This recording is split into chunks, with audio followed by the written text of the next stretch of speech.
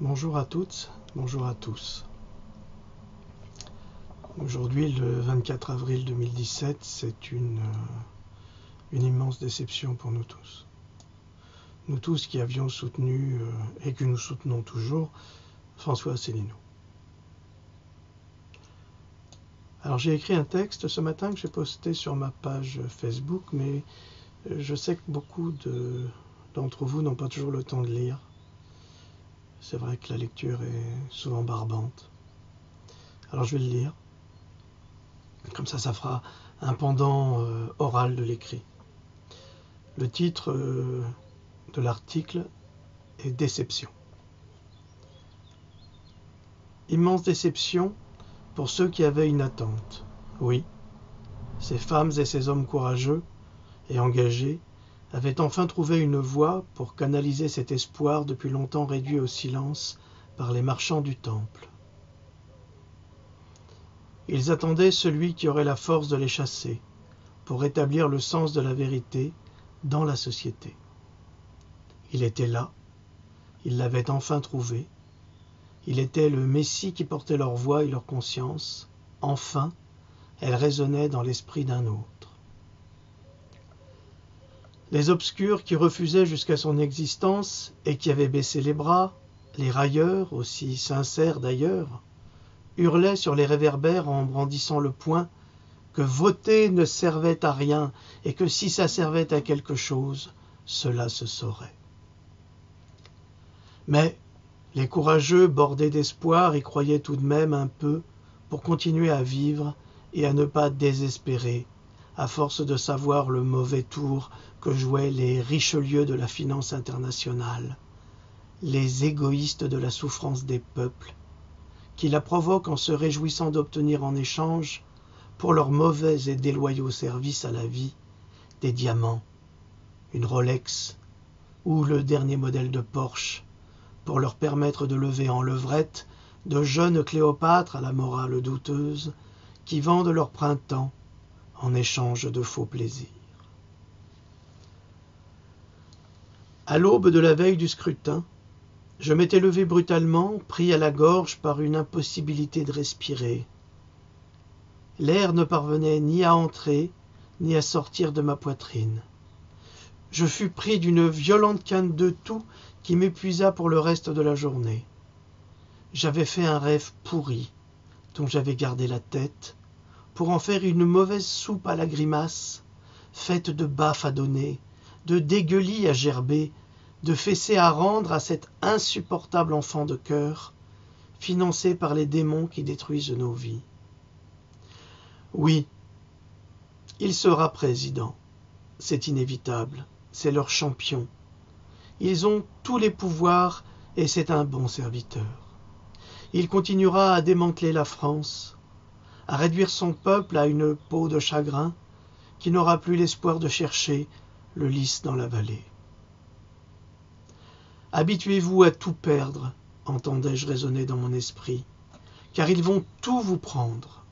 Le peu que vous possédez va vous être retiré. C'est le plan qu'ils ont décidé. Ils ont médité votre ruine tout en récitant leur chapelet à l'église des médias, tous aussi pourris que cette tête qui flottait désormais dans la soupe. La parole de l'autre, le traître, résonnait en sourdine dans mon esprit fatigué par les mensonges. « Habituez-vous à vivre avec le terrorisme, avait-il dit. Habituez-vous à vivre avec le terrorisme. » Mais quel fou pour faire une telle déclaration, pour nous annoncer de telles pensées clandestines. Il faut être félon plus que fêlé, lâche ou complice des crimes les plus odieux. Ils ont sacrifié un policier pour rappeler à l'ordre cette police que si elle se révolte contre l'oligarchie, il y en aura d'autres. Ils ont le pouvoir de libérer les criminels et les assassins. Ils ont également celui d'écrire les histoires et de transformer un malfrat en terroriste pour effrayer les idiots qui croient encore que l'islam est leur ennemi. Complice, Ce mot me rappelle une blague de potache entendue dans mes années d'études. Ah, mon vieux complice, disait une courtisane épuisée par l'amour à son vieil amant. Ma bite aussi, mais j'en fais pas un plat, répondit l'amant prostatique. Ah, l'esprit français, aussi mauvais qu'il puisse être bon, s'éteint. Il sombre dans le mépris des puissants qui s'en arrangent pour limiter la réflexion de cette canaille qu'ils nomment le peuple. Ces futurs anciens libertins se moquent de nous et s'ennuient à mourir dans leur tour à de rien y voir. Mais heureusement que la Grande Loge organise les sacrifices rituels, ça change du menu ordinaire, et ça leur rappelle que s'ils trahissent, ils seront sacrifiés à leur tour sur l'autel de Baphomet. C'est à genoux qu'il faut l'adorer, comme le veau d'or, comme les idoles, car dans la modernité dans laquelle nous vivons, se cachent les rituels antiques les plus abjects, réservés à une élite faite de démons, auxquels on apprend que la pitié et l'empathie sont les pires sentiments qui existent. Pouah! Ils crachent sur l'empathie, ils méprisent l'amour. Seul l'esclavage et la fortune comptent, le reste n'est rien.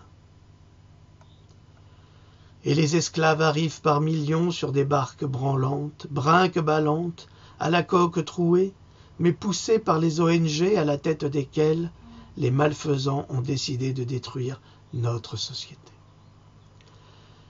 Ces miséreux en haillons et en sandales de corde ont dans le cœur l'espoir d'un nouveau départ dans une société en crise qu'on leur a dit si riche. Ces esclaves éperdus de liberté illusoire viennent véritablement manger le pain des Français, qui ont mangé le leur depuis des siècles. Les Français, ces idiots endormis qui ont fait confiance à ce jeune ogre qui va les dévorer par le flanc, à grands coups de mâchoire de squale, il va les détruire tout en hurlant la gueule pleine de chair qu'il n'y a pas de culture française. Mais avec le sourire, et sous les airs des violons du bal faussement enjoués, violons d'amour ou d'amitié possédés par l'inanité malsaine des époux décalés. Rime mélodieuse, image étincelante, et son âme d'enfant rayonnait à travers la sensuelle ampleur de ses yeux gris et verts. Paul Verlaine, Initium. Les électeurs du futur petit vainqueur se réjouissent d'amener eux-mêmes le troupeau de Français à l'abattoir, auquel nous avons tant désiré échapper. Ils confirment l'insoutenable légèreté de l'être et la vacuité des pensées les plus belles et des espoirs les plus profonds. Miroir aux illusions devenues sordides par la bêtise et le corporatisme politique, encouragés par les mêmes chefs qui dirigent et contrôlent ce monde à nos dépens et détriments. Détriment. Noire, triste et morne plaine, nous avons perdu la bataille et pas la guerre, mais cette défaite nous achève. Waterloo, Waterloo, Waterloo, morne plaine, comme une onde qui bout dans une urne trop pleine, dans ton cirque de bois, de coteaux, de coton, de vallon, de coteaux, de vallon, excusez-moi. La pâle mort mêlait les sombres bataillons. D'un côté c'est l'Europe, et de l'autre la France. Choc sanglant. Des héros, Dieu trompait l'espérance. Tu désertais victoire, et le sort était las. Ô Waterloo, je pleure et je m'arrête, hélas. Victor Hugo, L'expiation. Pardonnez-moi d'avoir écorché le poème. Que le lyrisme redonne espoir aux courageux et aux vertueux, tant que le souffle de vie animera notre courage sur la terre, nous ferons sonner les trompettes de Jéricho pour ébranler ce mur de l'ignorance et de la bêtise, pour réveiller l'espoir qui bout dans le cœur de cette France trahie par ses fils. Nous vivons une époque formidable. Merci de m'avoir écouté et je vous dis à bientôt. Salut.